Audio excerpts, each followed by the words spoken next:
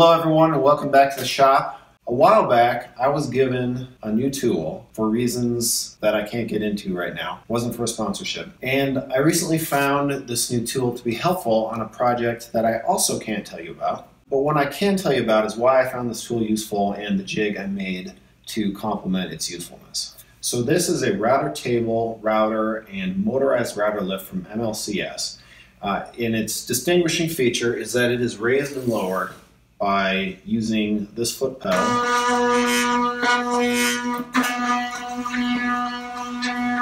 or the digital display that comes with it. You can do precision movements, type in, I want to move up just 10 thou. Type that in. It has preset memory positions it can go to. A number of features I'm not going to really get into. Today I'm just going to talk about the use of the foot pedal and how that really opens up some functionality possibilities that would be hard to do any other way. And after showing that first clip, I'm sure it'll surprise no one that I use this to cut a circular arc. Now, my previous method for cutting circles or circular arcs was to use a plunge router with a board attached to it.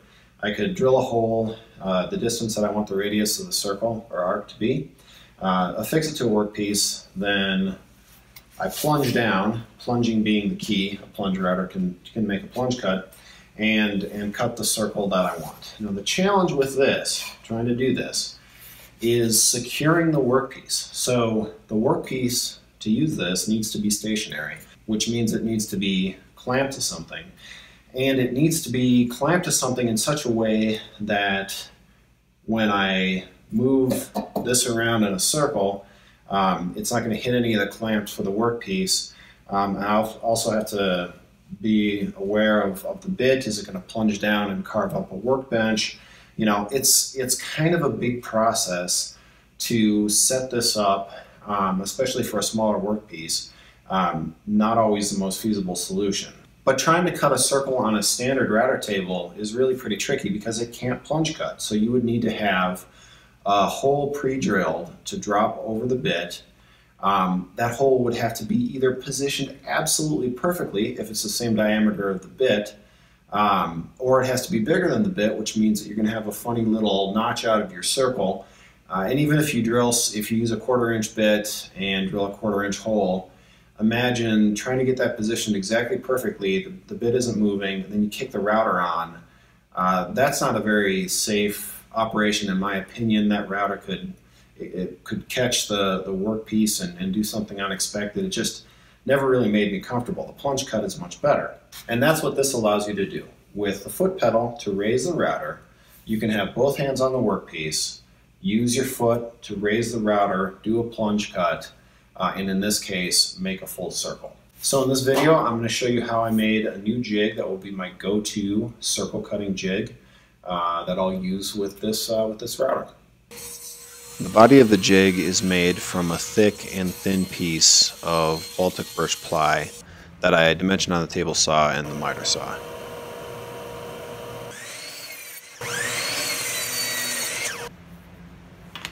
Now I lay everything out. The reason that I have the rotating arms on the main body is to try to get good support for a larger workpiece, but also have something that can fold up and store in a way that doesn't take up a bunch of space.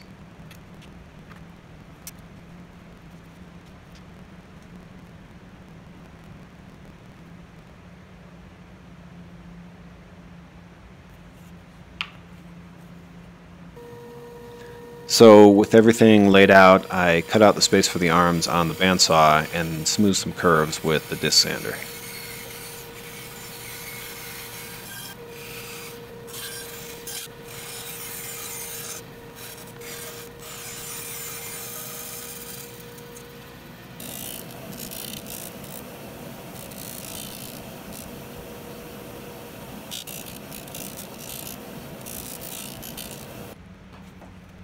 And then glue those two pieces together.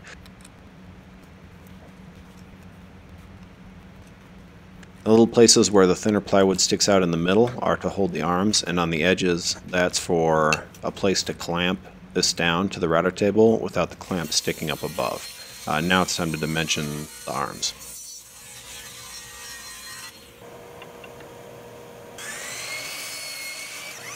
These also consist of a thick and thin piece glued together so that they're the exact same thickness as the body.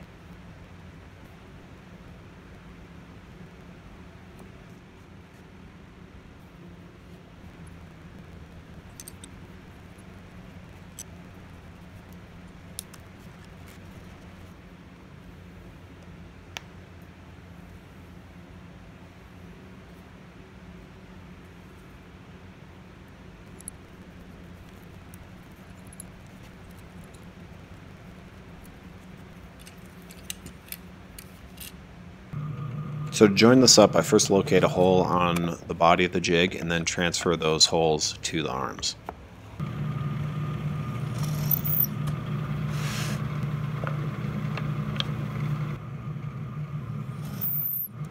And this hole is the right diameter to tap some 1/4 inch threads into the arms, because I'm going to use a screw to hold them to the body.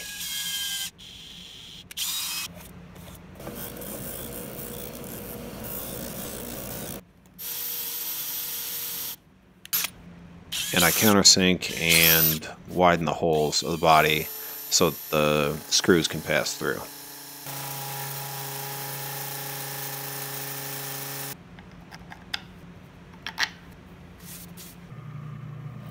Now, one more hole in the body. This is to hold the screw that will fix the workpiece to the body of the jig. I also tap holes for this, and that's going to be important for a reason that I'll explain later. And now I can glue everything together. Use glue because this shouldn't need to come apart again. And give it a whirl.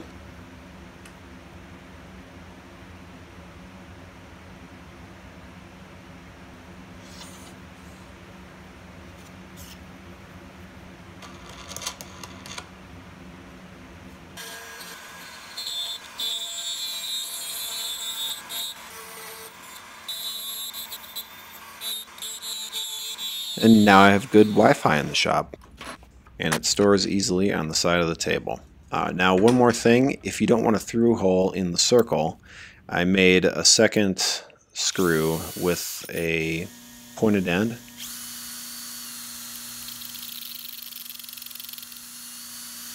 That I can swap in.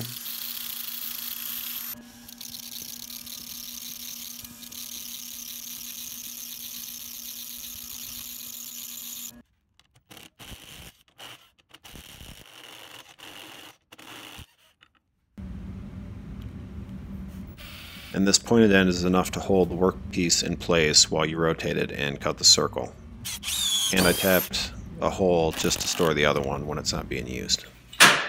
So there you go, my new tool. Probably something that's not feasible for you unless you have this router.